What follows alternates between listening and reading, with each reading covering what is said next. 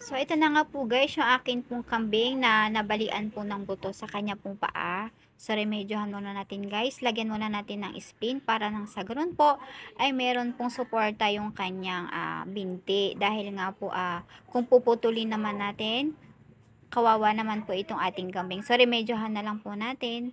Lagyan natin ng splint para nang sa ganun po ay magkaroon po ulit siya ng laman yung kanya pong buto na nabali. So, ayan nga po, ito po ay araw-araw po natin gagamutin para mas madali pong maghilom yung kanyang sugat. So, ayan nga po, kung makikita nyo guys, oh, nakalabas po yung buto. So, yun dun lang po sa kabilang side natin lagyan ng splint para dun naman sa kabilang side natin na lalagyan po ng gamot. So, ayan guys, oh, nanginginig po yung kanyang binti. Ayan, kailangan na po natin siyang lagyan ng suporta para hindi siya masyadong masaktan kapag i-aapak po niya